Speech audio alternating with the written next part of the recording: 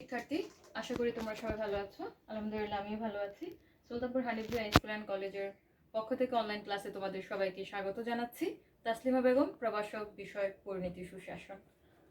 আজকে তোমাদেরকে যে বিষয় নিয়ে পড়াবো সেটা হচ্ছে যে তৃতীয় অধ্যায় মূল্যবোধ, আইন, স্বাধীনতা, সাম্য, তার মধ্যে মূল্যবোধের ধারণা ও শ্রেণী বিভাগ।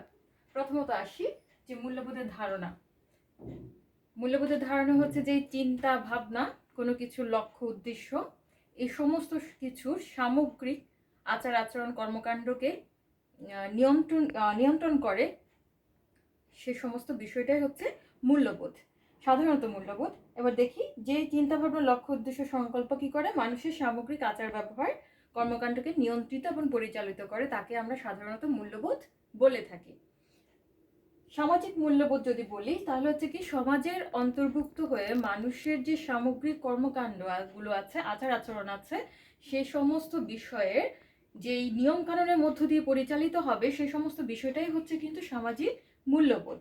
তার মানে কি হচ্ছে সমাজ জীবনে মানুষের ব্যক্তিগত সমষ্টিগত আচার ব্যবহার, তার মানে হচ্ছে কি সমাজ জীবনে মানুষের ব্যক্তিগত সমষ্টিগত আচার ব্যবহার কর্মকাণ্ড যে সকল নীতিমালার মাধ্যমে পরিচালিত নিয়ন্ত্রিত হয় তাদের সমষ্টিকে কি করি আমরা সামাজিক মূল্যবোধ। একটা হচ্ছে যে সাধারণ মূল্যবোধ, যে চিন্তা ভাবনা, লক্ষ্য উদ্দেশ্য সংকল্প এগুলো কি করবে নিয়ন্ত্রিত পরিচালিত করবে, সেটা হচ্ছে সাধারণ মূল্যবোধ। আর সমাজবদ্ধ হয়ে বসবাস করতে গেলে যে নিয়ম শৃঙ্খলার মধ্য দিয়ে যেতে হয় সেই কর্মকাণ্ডকে পরিচালিত নিয়ন্ত্রণ করাটাই হচ্ছে কিন্তু মূলত সামাজিক মূল্যবোধ। এই ক্ষেত্রে রাষ্ট্রবিজ্ঞানী স্টুয়ার্ট সি ডট কি বলছেন, সামাজিক মূল্যবোধ হলো সেই সব রীতিনীতির সমষ্টি যা ব্যক্তি সমাজের নিকট থেকে আশা করে এবং যা সমাজ ব্যক্তির নিকট হতে লাভ করে। একটা হচ্ছে যে ব্যক্তি সমাজ কি করবে ব্যক্তির কাছ থেকে আশা করবে, আর সমাজ ব্যক্তির নিকট হতে তা লাভ করবে। মূল কথায় আসি যে সামাজিক মূল্যবোধ হচ্ছে সেই সব আচার আচরণ কর্মকাণ্ডের সমষ্টি যা সমাজ জীবনকে নিয়ন্ত্রিত পরিচালিত করে এবং সমাজ জীবনে ঐক্য এবং কি করে শৃঙ্খলা প্রতিষ্ঠা করে। মূল্যবোধ হচ্ছে শিষ্টাচার, সততা, ন্যায়পরায়ণতা, তারপর হচ্ছে সহমর্মিতা বোধ, সহনশীলতা, শৃঙ্খলা বোধ, এই সমস্ত বিষয়গুলোর মানবীয় গুণাবলীর সমষ্টি হচ্ছে কিন্তু মূলত মূল্যবোধ। আর সামাজিক মূল্যবোধ কিন্তু পরিবর্তনশীল। কিভাবে পরিবর্তনশীল? যেহেতু সমাজ উত্তরোত্তর আধুনিকতার দিকে যাচ্ছে, সেক্ষেত্রে যেহেতু পরিবর্তন হচ্ছে, সেক্ষেত্রে কিন্তু মূল্যবোধগুলোও কিন্তু পরিবর্তিত হচ্ছে। তার মানে আমরা যেটা পাচ্ছি, একটা হচ্ছে যে সাধারণ মূল্যবোধ কাকে বলে, সামাজিক মূল্যবোধ কাকে বলে, তোমাদের আলাদা আলাদাভাবে আসতে পারে যে সাধারণ মূল্যবোধ কি, সামাজিক মূল্যবোধ কি। এবার আসি যে মূল্যবোধের শ্রেণী বিভাগ। এখানে অনেকগুলো অনেকভাবে ভাগ করা হয়েছে। যেমন প্রথমত আসি যে সামাজিক মূল্যবোধ। সামাজিক মূল্যবোধ প্রথম যে শ্রেণী বিভাগটা সেটা হচ্ছে যে সামাজিক মূল্যবোধ।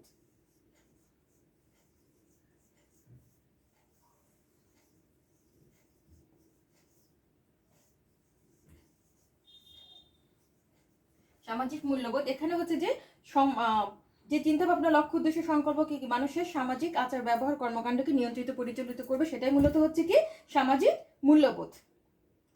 এখানে যে জিনিসটা যে সামাজিক মূল্যবোধ হলো সেসব রীতিনীতি সমষ্টি যা কি করবে সমাজ ব্যক্তির নিকট থেকে লাভ করবে, ব্যক্তি সমাজকে কিছু দিবে, সেটাই মূলত হচ্ছে সামাজিক মূল্যবোধ। রাজনৈতিক মূল্যবোধ। রাজনৈতিক মূল্যবোধ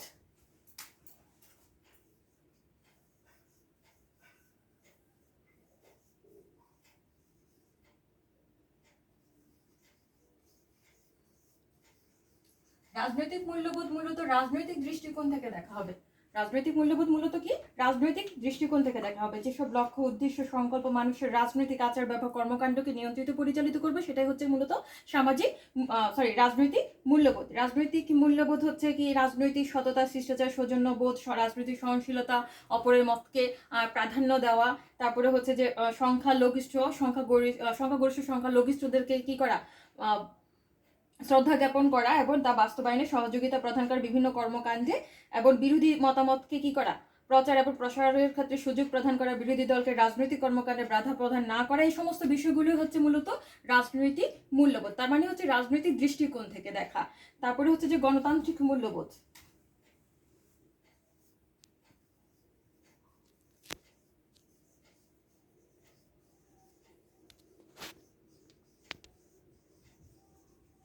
গণতান্ত্রিক যে মূল্যবোধটা সেটা হচ্ছে যে একটি গণতান্ত্রিক রাষ্ট্রে যেই চিন্তা ভাবনা, লক্ষ্য, উদ্দেশ্য, সংকল্প, এই সমস্ত বিষয়গুলোকে মানে প্রতিদিনের যে আচার ব্যবহার কর্মকাণ্ডগুলো আছে সেটা কি নিয়ন্ত্রিত পরিচালিত করে, তাকে মূলত গণতান্ত্রিক মূল্যবোধ বলা হয়। তার মানে হচ্ছে একটা গণতান্ত্রিক রাষ্ট্রে যে সব চিন্তা ভাবনা, লক্ষ্য, উদ্দেশ্য, সংকল্প মানুষের গণতান্ত্রিক দৃষ্টিকোণ থেকে আর কি আচার ব্যবহার ও দৈনন্দিন কর্মকাণ্ডকে নিয়ন্ত্রিত পরিচালিত করবে, সেটাই মূলত হচ্ছে গণতান্ত্রিক মূল্যবোধ।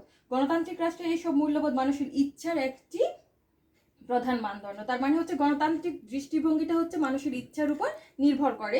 একটি গণতান্ত্রিক রাষ্ট্রের নাগরিকদেরকে অনেক মতামত ও মনোভাবকে শ্রদ্ধা জানাতে হয়, কেননা সহনশীল গণতান্ত্রিক রাষ্ট্রের নাগরিকদের অন্যতম গুণ। তার মানে হচ্ছে গণতান্ত্রিক রাষ্ট্রের যে নাগরিকরা আছে তারা কি করবে, দেশ ও জাতির স্বার্থে ব্যক্তিগত, গোষ্ঠীগত এবং দলীয়গত স্বার্থকে বিসর্জন দিবে।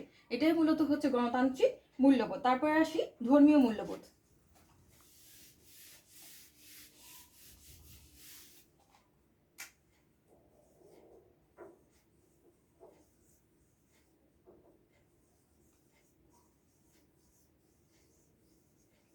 ধর্মীয় মূল্যবোধ মূলত হচ্ছে ধর্মীয় দৃষ্টিকোণ থেকে দেখা। যেসব ধর্মীয় অনুশাসন, আচার আচরণ, ধর্মীয় কর্মকাণ্ড নিয়ন্ত্রণ করে তাকে আমরা ধর্মীয় মূল্যবোধ বলে থাকি। তার মানে কোনো বিশেষ ধর্মকে প্রাধান্য না দেওয়া, প্রত্যেক ধর্মটাকে সমানভাবে গুরুত্ব দেওয়া, এটাই হচ্ছে মূলত ধর্মীয় মূল্যবোধ। তারপরে হচ্ছে যে কি অন্য ধর্মাবলম্বীদের ধর্মগণ ও ধর্মকর্ম এবং ধর্মপ্রচারে বাধা না দেওয়া, রাষ্ট্রীয়ভাবে বিশেষ কোনো ধর্মকে শ্রেষ্ঠ ধর্ম না মনে করা, এই মূলত এই বিষয়গুলোই হচ্ছে কিন্তু মূলত ধর্মীয় মূল্যবোধ। তারপরে আসি সাংস্কৃতিক মূল্যবোধ।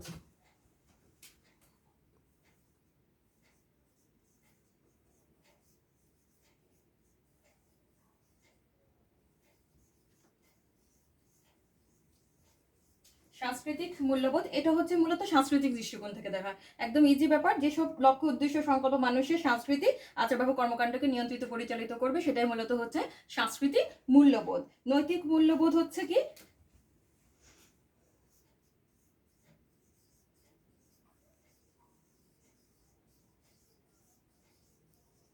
নৈতিক মূল্যবোধ, কোনটা উচিত করা উচিত, কোনটা করা উচিত না, ধর্মীয় নৈতিক দৃষ্টিকোণ থেকে বিচার বিশ্লেষণ করাটাই হচ্ছে মূলত নৈতিক মূল্যবোধ। যেমন কি নীতি ও উচিত অনুচিত বোধ হলো নৈতিক মূল্যবোধের উৎস।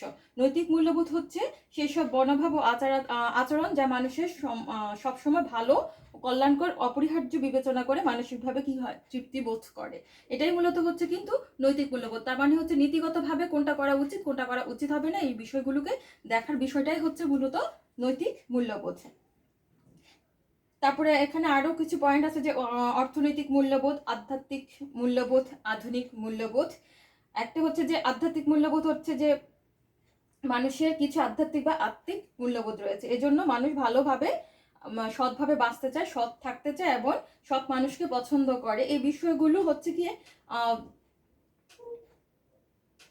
আত্মিক আত্মিক মূল্যবোধ।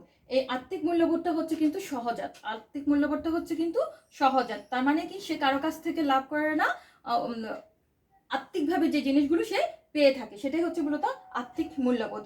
অর্থনৈতিক মূল্যবোধটা কি মানুষের যেমন সামাজিক রাজনৈতিক জীবন রয়েছে তেমনি তার অর্থনৈতিক জীবনও রয়েছে।